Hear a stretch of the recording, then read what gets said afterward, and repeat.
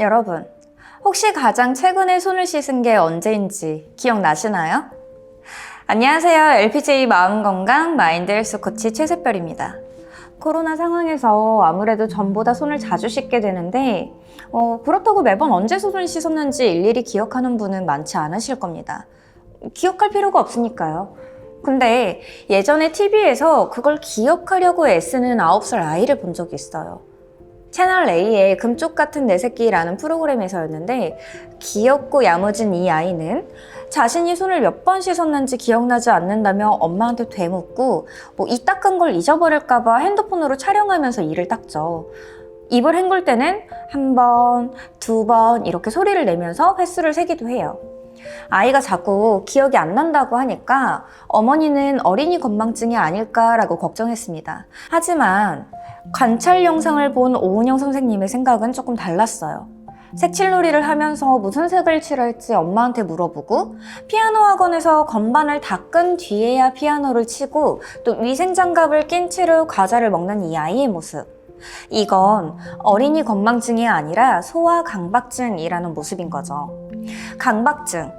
만화, 영화, 드라마 등에서 컨텐츠를 심심찮게 들어볼 수 있는 단어기도 한데 오늘은 강박증에 대해서 좀 알아볼게요. 소아 강박증으로 이야기를 시작했으니까 어른들의 강박 사례도 몇 가지 살펴보겠습니다. 첫 번째 사례로는 30살 대기업 사원의 김모 씨. 또 훤칠한 외모에 깔끔한 성격으로 인기가 아주 많아요. 다만 청결에 조금 집착하는 편이죠. 외출 후에는 모든 옷을 세탁하고 하루에 2번은 반드시 샤워를 하고 회식 중에서도 손을 씻으려고 화장실에 자주 들락거립니다. 지나치게 청결에 신경 쓰다 보니까 주위 사람들이 눈살을 찌푸리기도 해요. 하지만 손이나 옷에 있는 병균을 생각하면 무척 괴롭습니다. 그리고 두 번째, 42세 중소기업의 박 부장. 이분은 정확한 일처리와 완벽한 성격으로 회사에서 인정받는 분입니다. 다만 좀 지나치게 확인하는 습관이 있어요. 외출하기 전에 가스밸브를 2번은 확인하고 차에서 내릴 때도 차문은 제대로 잠궜는지 또 계속 재차 확인하는 거죠. 최근에는 부하 직원에게 업무를 지시하면서 2번, 3번 반복하는 습관이 생겼어요. 지나치게 확인하다 보니까 주변에선 힘들어합니다. 하지만 깜빡하는 것 같은 의심이 자꾸 들어서 괴로워요.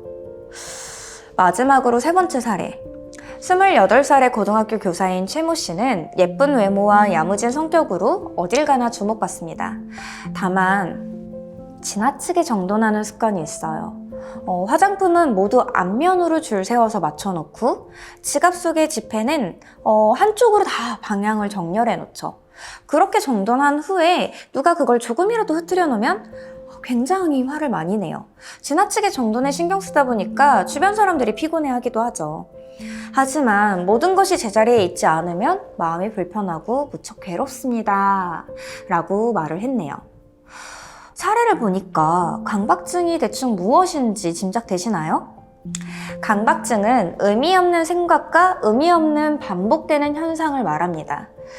여기서 반복되는 생각을 강박생각, 반복되는 행동을 강박행동이라고 해요. 강박생각은 원치 않는데 떠오르는 불쾌한 생각입니다. 성적인 거, 폭력적인 거, 사고나 재난, 또는 타인의 시선 등이 있는데 없애려고 하면 더 강하게 떠오르고 불안도 심해져요. 강박행동은 그런 생각과 불안을 가라앉히려고 반복해서 하는 행동입니다. 사례에서처럼 손 씻기를 확인하거나 또는 정돈하는 거나 이런 행동을 하는데 이유는 바로 안정이 되기 때문이에요. 하지만 곧 더 불안해져서 그 행동을 반복하는데 악순환에 빠지죠. 불안은 강박증을 이야기할 때 자주 등장하는 중요한 감정 단어입니다. 우리 후 박사의 책에서는 강박을 또 이렇게 말했습니다. 강박증은 불안에서 시작된다. 미래에 대한 걱정, 나쁜 예감이 중심에 자리한다. 어린 시절 부정적 감정 경험과 또 관련된다. 강박증은 집착이다. 가능성이 희박한데도 매달린다. 분노와 두려움이 깔려있다. 강박증은 의심으로 나타난다. 행동이 미덥지 않아 반복하게 된다. 편집증은 타인을 의심하지만 강박증은 자신을 의심한다. 앞서 말씀드린 사례는 모두 불안을 없애기 위해서 노력한 결과입니다. 책에서 말씀드린 것처럼 강박증이 생기면 불길한 미래에 자꾸 집착하게 되고 자신을 의심하게 돼요. 가능성이 희박한데도 또 매달리게 되고 믿지 못하니까 반복을 하게 되는 거죠. 그러다가 불행한 과거에 집착하니까 우울증이 더해지거나 불안을 회피하려고 쾌락을 추구하는 등 중독으로 이어질 거예요. 하지만 불안하다고 모두가 그렇게 반응하진 않습니다. 강박증은 단순히 불안한 게 아니라 내 회로가 망가진 거예요. 그래서 생각과 행동이 갇혀서 헛돌고 또 맴돌게 되는 거죠.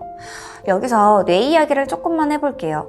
인간의 뇌에서 강박회로는 대뇌폐질 그리고 변형계와 관련이 있습니다. 대뇌폐질은 생각을 담당하는데 그 중에서도 뇌가 고장나지 않게 통제해주는 전전두엽이 강박증과 관련이 있어요. 또 대뇌폐질 중에서 대상회라는 곳은 강박증에 관여하는데 대상회가 활성화되면 생각이나 행동이 다른 곳으로 전환하기가 어려워요. 그래서 융통성과 적응력이 떨어지고 또 집착하게 되는 거죠. 다음으로 변형계는 감정과 욕구를 담당하게 되는데 변형계에서 강박증을 관여하는 건 선조체예요. 선조체가 활성화되면 생각과 행동이 갇혀서 헛돌고 또 맴돌게 되는 거죠. 이러한 작용으로 강박회로가 활성화되면 세로토닌이 감소하게 되는데 항우울제는 세로토닌을 또 증가시키기 때문에 강박증에서도 60% 정도는 효과를 나타낸답니다. 자, 이제 복잡한 이야기는 다 끝났고 그렇다면 강박증으로 힘들어하시는 분들에게 정신과 전문의 후 박사가 전하는 탁월한 처방은 무엇일까요? 첫째, 멈추세요. 우선 행동부터 멈춰보세요. 행동이 끊어지면 이미 절반은 성공한 겁니다.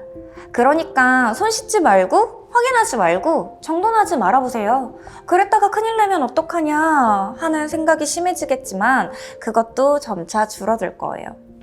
당장 그만두기 힘드니까 강박 행동을 미루는 것부터 시작해도 괜찮을 것 같아요. 나중에 하겠다고 미루면 그 순간을 잘 넘기기만 해도 효과가 있죠. 행동은 생각을 강화하고 습관이 굳어지면 또 고치기 어려워요. 그런데 행동하지 않고 넘어가면 그걸 어느 정도 막을 수는 있다는 거죠.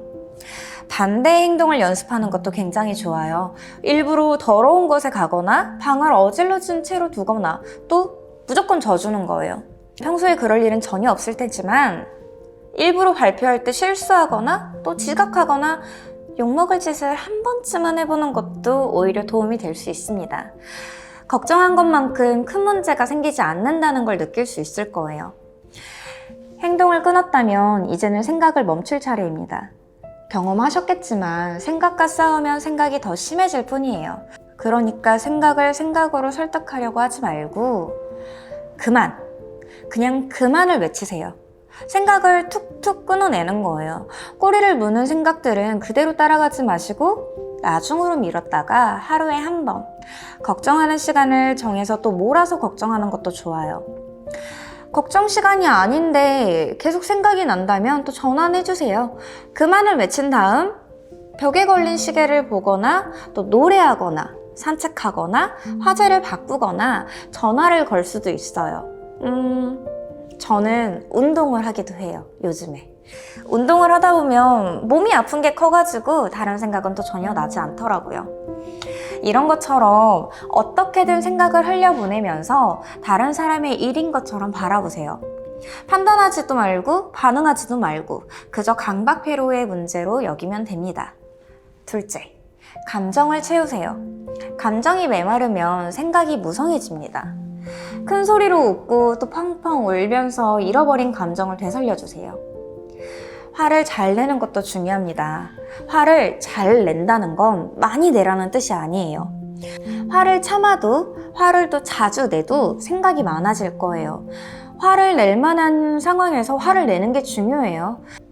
참고로 화의 80%는 내 뜻을 밝히지 않았으면서도 상대가 알아주는 거, 그걸 기대하는 게 원인이라고 해요. 그러니까 당당히 요구하세요. 요구부터 하고 나중에 고민하는 게 낫습니다. 셋째, 현재에 머무세요. 바라기만 했던 일, 또 원하는 일, 지금부터 하나씩 시작해보세요. 진짜 원하는 일을 하려면 용기가 필요하고 그래야 생각이 멈추고 감정이 흐릅니다. 어릴 적부터 꿈꾸던 대로 또 원하는 대로 살 수 있도록 여기서부터 하나씩 바꿔보세요. 진짜 원하는 삶을 살려면 결단이 필요하고 그래야 감정이 싹트고 생각이 멈춥니다. 그동안 과거만 회상하고 살았다면 또 타인의 시선을 신경 쓰고 살았다면 이젠 나 그리고 현재에만 집중해보세요. 그리고 미래만 상상하고 살았다면 이제부터는 현재를 이야기하는 거죠. 4명 중 1명은 살면서 한 번쯤 강박증을 겪는다고 합니다. 노홍철, 서장훈, 허지웅 등 연예인 중에서도 강박증을 겪거나 또 겪고 있다고 알려진 분들이 많아요. 현대인의 삶에서는 강박증에 걸리기 쉬운 환경이죠. 몸을 움직이기보다 생각만 하면서 하루를 보내고 감정을 솔직하게 표현하지 못할 때가 많아요. 마음이 가는 대로 또 먹고 자고 놀 수 없기 때문이죠. 이렇게 생각이 너무 많거나 감정을 억압하거나 욕구가 좌절되면 강박증이 생길 수도 있어요. 그래서 후 박사의 탁월한 처방에서는 생각을 멈추고 감정과 욕구를 채워보라고 말씀드렸습니다. 부디 여러분이 미래의 고통을 현재로 끌고 와서 2배로 아파하지 않기를, 그 시간에 묵묵히 내일을 위한 나무를 심고 새로 주어진 오늘을 감사하며 또 기쁜 마음으로 현재를 살길 바랍니다. 자, 그럼 우린 다음 영상에서 또 뵙겠습니다.